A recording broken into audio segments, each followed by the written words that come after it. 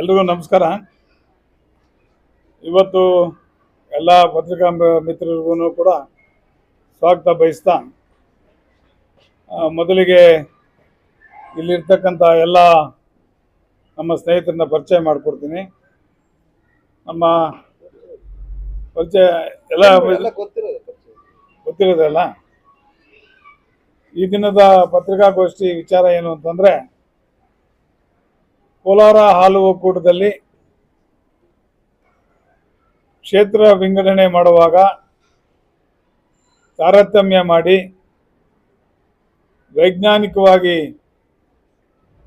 ಕ್ಷೇತ್ರ ವಿಂಗಡಣೆ ಮಾಡದೆ ಕೆಲವರ ಮರ್ಜಿಗೆ ಒಳಗಾಗಿ ಸರ್ವಾಧಿಕಾರಿ ಧೋರಣೆಯಿಂದ ಕ್ಷೇತ್ರ ವಿಂಗಡಣೆ ಮಾಡಿರುವ ವಿರುದ್ಧ ಇವತ್ತು ಪತ್ರಿಕಾಗೋಷ್ಠಿಯನ್ನು ಕರೆದಿದ್ದೀವಿ. ಹಾಗೂ ಇದರ ವಿಚಾರವಾಗಿ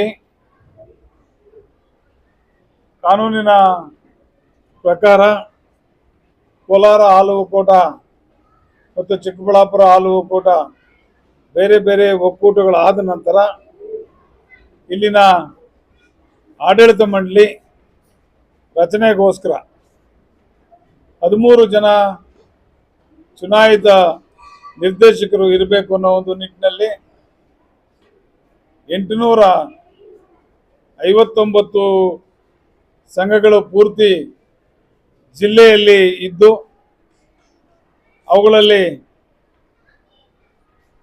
ಸರಿಯಾದಂಥ ಅನುಪಾತದಲ್ಲಿ ಕ್ಷೇತ್ರಗಳನ್ನು ವಿಂಗಡಿಸಿ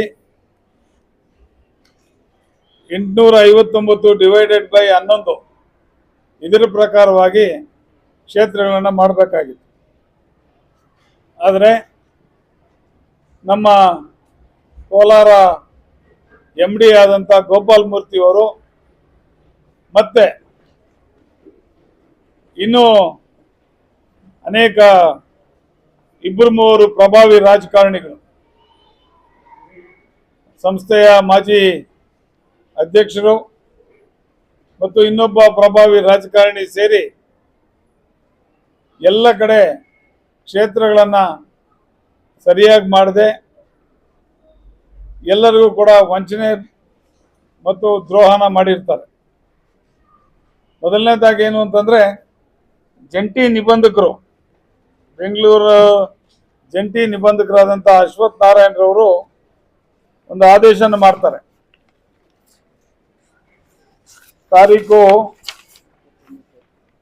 29/10/2024 ಒಂದು ಆದೇಶ ಮಾಡ್ತಾರೆ. ವ್ಯವಸ್ಥಾಪಕ ನಿರ್ದೇಶಕರಿಗೆ ಒಂದು ಪತ್ರವನ್ನು ಕೂಡ ಬರೀತಾರೆ.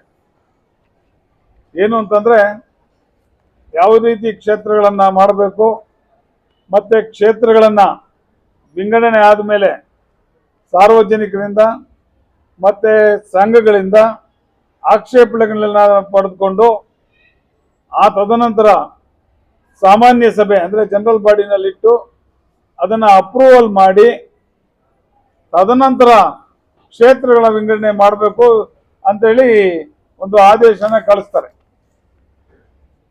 ಮಾನ್ಯ MD ಅವರು ಇವರು ಕೆಲವೇ ಜನರ ಚೇಲ ರೀತಿ ವರ್ತಿಸಿ ಯಾವುದೇ ಈ ಸರಿಯಾದಂಥ ವೈಜ್ಞಾನಿಕವಾಗಿ ಮಾಡದೆ ಪೂರ್ವಾಗ್ರಹ ಪೀಡಿತರಾಗಿ ಎಲ್ಲ ಕಾನ್ಸ್ಟಿಟ್ಯೂನ್ಸಿಗಳನ್ನು ಅವರ ಮನಸ್ಸಿಗೆ ಬಂದ ರೀತಿ ಮಾಡಿದ್ದಾರೆ. ಉದಾಹರಣೆಗೆ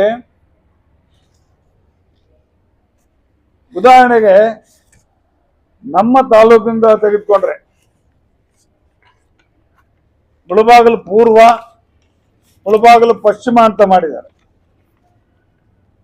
ಮುಳಬಾಗಿಲು ಪೂರ್ವಕ್ಕೆ ಪಶ್ಚಿಮದ ಅಗ್ರನ ಸೇರಿಸ್ತಾರೆ, ಪಶ್ಚಿಮದ ಮುಡಿನೂರನ್ನ ಸೇರಿಸ್ತಾರೆ, ಪೂರ್ವಕ್ಕೆ ಇಲ್ಲಿರ್ತಕ್ಕಂಥ ಹೆಬ್ಬಣಿ ಮತ್ತು ಗುಮ್ಕಲ್ಲು ಇವೆಲ್ಲ ಇರುವಾಗ ಅದರ ಪಕ್ಕದಲ್ಲೇ ಇದ್ದಂಥ ಮಲ್ನಾಯಕನಹಳ್ಳಿ ಮತ್ತು ತಿಮ್ರಾವತಿನಹಳ್ಳಿಯನ್ನು ಬಿಡ್ತಾರೆ. ಅವೆರಡು ಪೂರ್ವಕ್ಕಿರೋದು. ಅವುಗಳನ್ನು ಪಶ್ಚಿಮಕ್ಕಿರೋ ಅಗ್ರಕ್ಕೆ ಸೇರಿಸ್ತಾರೆ. ಇದರ ದುರುದ್ದೇಶ ಏನು ಅಂತಂದ್ರೆ ತೊಂದರೆ ಕೊಡಬೇಕು ಅಂತ.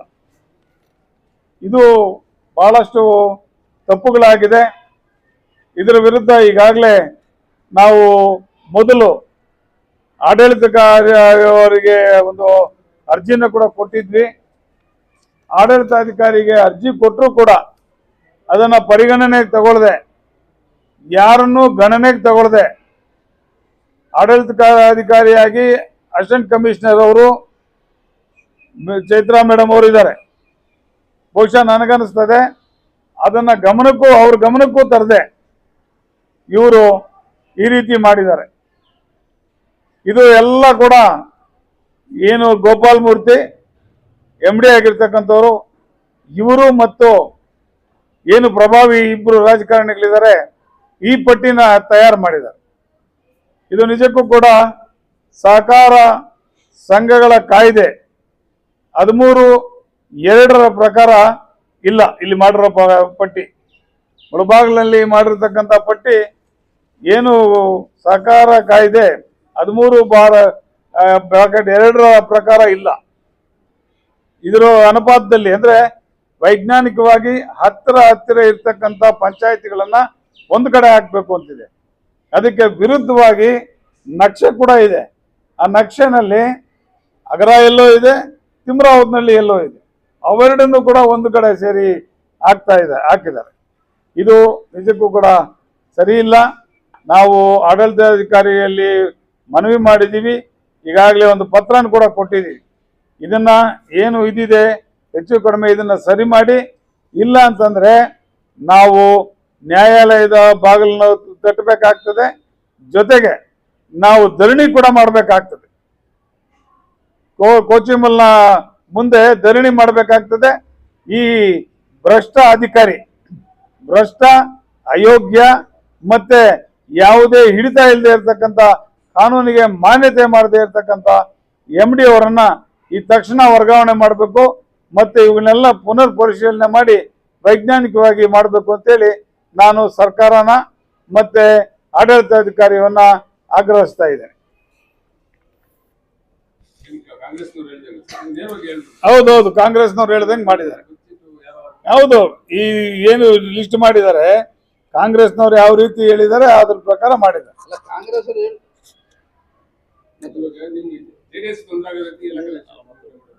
ಅಲ್ಲ, ನಮ್ಗೆ ತೊಂದರೆ ಆಗ್ತದೆ ಅಂತಲ್ಲ, ನಾವ್ ಹೇಳೋದು ವೈಜ್ಞಾನಿಕವಾಗಿ ಪಕ್ಕದಲ್ಲಿ ಮಾಡಬೇಕು. ನಮಗ್ ತೊಂದರೆ ಆಗೋದು ಬಿಡೋದು ಪ್ರಶ್ನೆ ಬೇರೆ. ಚುನಾವಣೆಯಲ್ಲಿ ಬಂದಾಗ ಒಬ್ರು ಗೆಲ್ಬೇಕಾಗ್ತದೆ, ಅವ್ರು ಸೋಲ್ಬೇಕಾಗ್ತದೆ. ಆದ್ರೆ ವೈಜ್ಞಾನಿಕವಾಗಿ ಅನುಪಾತ ಪಕ್ಕದ ಕ್ಷೇತ್ರಗಳನ್ನ ಪಕ್ಕದಲ್ಲೇ ಇರಬೇಕು. ಕಾನೂನೇ ಇದೆ ಅದಕ್ಕೆ.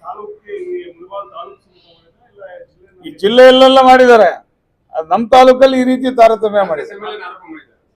ಹೌದು, ಕಾಂಗ್ರೆಸ್ MLA ಆರೋಪ ಮಾಡಿದ್ರಿಂದಲೇ ಇದು ಸರಿ ಇಲ್ಲ ಅಂತ ನಾನು ಇವತ್ತು ಪ್ರೆಸ್ ಮೀಟ್ ಕರೆದಿರ್ತೇನೆ. ಕಾಂಗ್ರೆಸ್ ಅದು ಅಲ್ಲಿ ಏನು ಅಂತಂದ್ರೆ, ಅಲ್ಲಿ ಜಯಸಿಂಹ ವರ್ಸಸ್ MLA ಅವ್ರಿಗೆ ಇದಾಗಿ ಕಾಂಗ್ರೆಸ್ 2 ಗುಂಪಾಗಿ ಕಾಂಗ್ರೆಸ್ನಲ್ಲಿ ಇದಾಗಿದೆ ಅಷ್ಟೇ. ನಾರಾಯಣ ಸ್ವಾಮಿ ಅವ್ರ ಮಾತಿಗೆ ಮನ್ನಣೆ ಕೊಟ್ಟಿಲ್ಲ. ಅದರಿಂದ ನಾರಾಯಣ ಸ್ವಾಮಿ ಅವರು ಹೇಳಿದ ಪ್ರಕಾರ ಮಾಡಲಿಲ್ಲ ಅಂತೇಳಿ ಅವರು ಆರೋಪ ಮಾಡಿದ್ದಾರೆ. ಯಾರಾದರೂ ಹೇಳಿ, ವೈಜ್ಞಾನಿಕವಾಗಿ ಆ ಸೆಕ್ಷನ್ 13(2) ಪ್ರಕಾರ, ಸರ್ಕಾರ ಕಾಯ್ದೆ ಪ್ರಕಾರ ಹೊಸ ಸಂಘಗಳನ್ನು ಮಾಡಿದಾಗ ಹತ್ತಿರ ಇರ್ತಕ್ಕಂಥ ಇದನ್ನ ಒಂದಾಗಿ ಮಾಡಬೇಕು. ಅದನ್ನು ಬಿಟ್ಟು ಇವರು ಹೇಳ್ದಲ್ಲ, ಅಗರ ಎಲ್ಲಿ, ತಿಮ್ರಾವತ್ನಹಳ್ಳಿ, ಇದು ಪಶ್ಚಿಮ, ಇದು ಪೂರ್ವ. ಇಲ್ಲ, ಅದಕ್ಕೆ ವಿರೋಧ. ಅಲ್ಲ, ಪೂರ್ವ ಅಂದ್ರೆ ಪೂರ್ವದ ಕಡೆನೆ ಹಾಕ್ಲಿ, ಪಶ್ಚಿಮ ಅಂದ್ರೆ ಪಶ್ಚಿಮದ ಕಡೆನೆ ಹಾಕ್ಲಿ. ಪೂರ್ವನ ಪಶ್ಚಿಮದ ಕಡೆ, ಪಶ್ಚಿಮನ ಈ ಕಡೆ ಹಾಕೋದು ತಪ್ಪು ಅಂತ. ಇಲ್ಲ, ನಾವು ಅಧಿಕಾರದಲ್ಲಿ ನಾವು ಮಾಜಿ ನಿರ್ದೇಶಕರಾದ್ಮೇಲೆ ಇವರು ಅಧಿಕಾರಿಗಳ ಒಂದು ಇದರಲ್ಲಿ ಆಗಿರತಕ್ಕಂಥದ್ದು, ಆಡಳಿತಾಧಿಕಾರಿ ಬಂದ ಮೇಲೆ ಆಗಿದೆ. ಹಾ, ಇನ್ನೊಬ್ರು ಇದಾರೆ, ಹೇಳ್ತೀನಿ, ಇನ್ನೊಬ್ರು ಹೇಳ್ತೀನಿ. ಗೋಪಾಲ್ ಮೂರ್ತಿ ಅಂತ. ಇವನಿಗೆ ಆಡಳಿತದ ಮೇಲೆ ಹಿಡಿತಾನೆ ಇಲ್ಲ. ಇವನು ಯಾರೋ ಕೆಲವರು ಮರ್ಜಿ ಮನೆ ಕಾಯುವ ಪರಿಸ್ಥಿತಿ ಬಂದಿದೆ ಅವನು. ಇಲ್ಲಿ ಮಾಡಿರ್ತಕ್ಕಂಥದ್ದು ಕಾಂಗ್ರೆಸ್ ಶಾಸಕರು ಮತ್ತೆ ಕೆಲವು ಇಲ್ಲಿನ ಇವರು ಸೇರಿ ಅಲ್ಲಿ ನಮ್ಮ ಒಬ್ಬ ಸರ್ವಾಧಿಕಾರಿ ಇದ್ದಾರೆ ನಮ್ಮ ಒಕ್ಕೂಟದಲ್ಲಿ. ಆ ಸರ್ವಾಧಿಕಾರಿ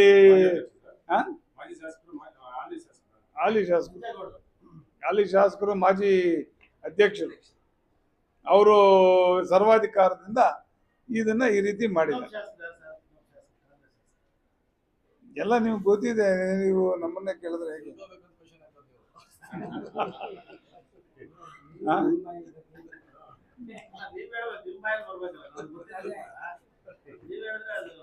ಕಾಂಗ್ರೆಸ್ನ ಶಾಸಕರು ನಮ್ಮ ಶಾಸಕರು ಫೈಟ್ ಮಾಡ್ತಾ ಇದಾರೆ. ಈಗ ಅಸೆಂಬ್ಲಿನಲ್ಲಿ ಕೂಡ ಕ್ವಶನ್ ಆಗ್ತಾರೆ ಇದ್ರ ಬಗ್ಗೆ. ಅಸೆಂಬ್ಲಿನಲ್ಲಿ ಕೂಡ ಇವತ್ತು ಮೋಸ್ಟ್ಲಿ ಇವತ್ತು ನಾಳೆನೂ ನಾರಾಯಣ ಸ್ವಾಮಿ ಅವರು ಒಂದು ಕ್ವಶನ್ ಆಗ್ತಾ ಇದ್ದಾರೆ ಇದ್ರ ಬಗ್ಗೆನೆ. ಮತ್ತೆ ಎಲ್ಲರೂ ಕೋಲಾರದಲ್ಲಿ ತಾರತಮ್ಯ ಮಾಡಿ ಅಲ್ಲಿ ಹೆಚ್ಚು ಕಡಿಮೆ ಮಾಡಿದ್ದಾರೆ. ಅವರು ಕೋರ್ಟ್ಗಳಿಗೆ ಹೋಗುವಂತ ಇದ್ದಿದೆ.